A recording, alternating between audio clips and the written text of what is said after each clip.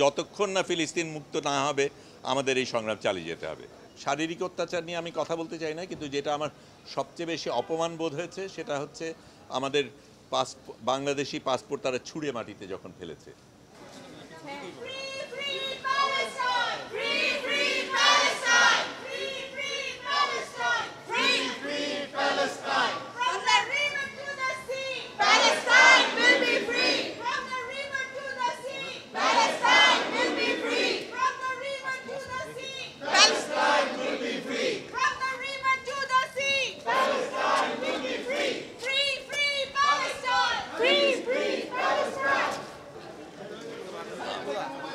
আপনাদের সবাইকে ধন্যবাদ জানাই।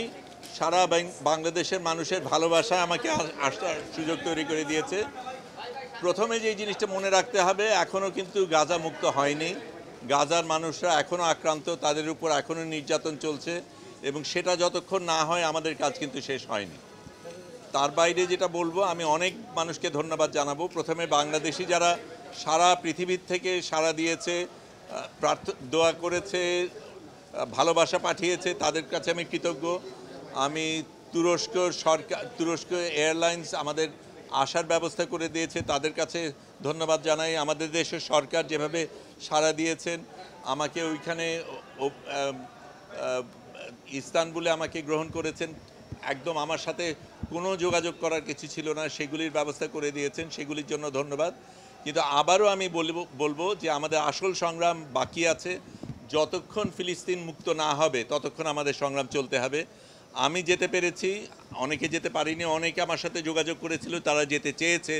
আমি মনে করি আরও হাজার এরকম ফ্লোটিলা যাওয়া দরকার, এবং যতক্ষণ না ফিলিস্তিন মুক্ত না হবে আমাদের এই সংগ্রাম চালিয়ে যেতে হবে। কঠিন তো অনেকগুলি জিনিস, এটা ঠিক আমাদের উপর নির্যাতন গেছে, কঠিন সময় গেছে, কিন্তু গাজাবাসীদের উপর যা হয় তার তুলনায় আমাদেরটা কিচ্ছু না।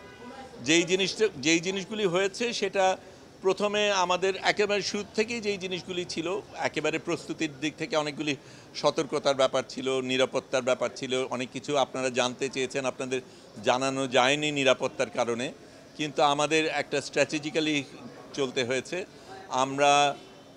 আমি প্রথমে এই ফ্লোটিলায় যাওয়ার সুযোগ পাই 24 তারিখে সম্ভবত সেপ্টেম্বরে, তখন আমি নিউ ইয়র্কে।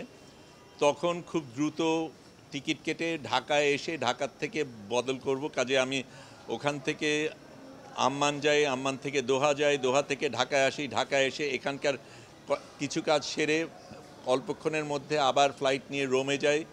রোমের থেকে আমরা যেখানে যাওয়ার কথা ছিল 28 তারিখ সন্ধ্যার মধ্যে আমাদের ব্রিন্দিসি বোধহয় জায়গাটার নাম, হ্যাঁ ব্রিন্দিসি, ওখানে পৌঁছানো সম্ভব ছিল না এই সময়ের মধ্যে, কাজেই যেটা করি রোম পর্যন্ত যাই, রোম থেকে আবার রাতের বাস নিয়ে 10.5 ঘন্টা গিয়ে লেচ্চেতে যাই, সেখান থেকে আরেকটা বাস নিয়ে ট্রেন স্টেশনে যাই, ওখান থেকে ট্রেন যাত্রা করে আরেকটা বাস নিয়ে বাকি পথ হেঁটে ওখানে আমি 29 তারিখ সকালে পৌঁছাই।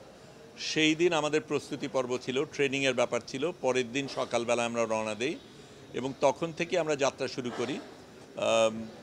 তারপরে আমাদের আগে ছোট 8টা ফ্লোটিলা রওনা দিয়েছিল, তারপরে আমরা রওনা দিই। এটা ছিল সবচাইতে বড় ফ্লোটিলা পুরো সব কিছুর মধ্যে, অনেক বড় অন্যদের থেকে, এবং আমাদের প্রধান এর মধ্যে আরোহী ছিল সংবাদকর্মীরা এবং স্বাস্থ্যকর্মীরা, এবং আমাদের ইচ্ছা করেই সেটা করা হয়েছিল, কারণ এই কর্মীদের উপরে সবচেয়ে বেশি আক্রোশ ছিল ইসরায়েলে, এবং সবচেয়ে বেশি হত্যা করা হয়েছে এই সংবাদকর্মী এবং স্বাস্থ্যকর্মীদের। কাজে আমরা সেটার প্রতিবাদে গিয়েছি, এবং যদিও আমাদের সাথে ত্রাণ ছিল, ত্রাণ দেবার উদ্দেশ্যে না, আমরা যাতে ওদের উপর বোঝা না হই সেই কারণে আমরা নিয়ে গিয়েছিলাম। কিন্তু যেটা আমাদের খারাপ লেগেছে সেটা হচ্ছে এই ত্রাণগুলি ইসরায়েলিরা নিয়েছে, কিন্তু আমার কাছে যেটা সবচেয়ে বেশি, শারীরিক অত্যাচার নিয়ে আমি কথা বলতে চাই না, কিন্তু যেটা আমার সবচেয়ে বেশি অপমান বোধ হয়েছে সেটা হচ্ছে আমাদের বাংলাদেশি পাসপোর্ট তারা ছুঁড়ে মাটিতে যখন ফেলেছে।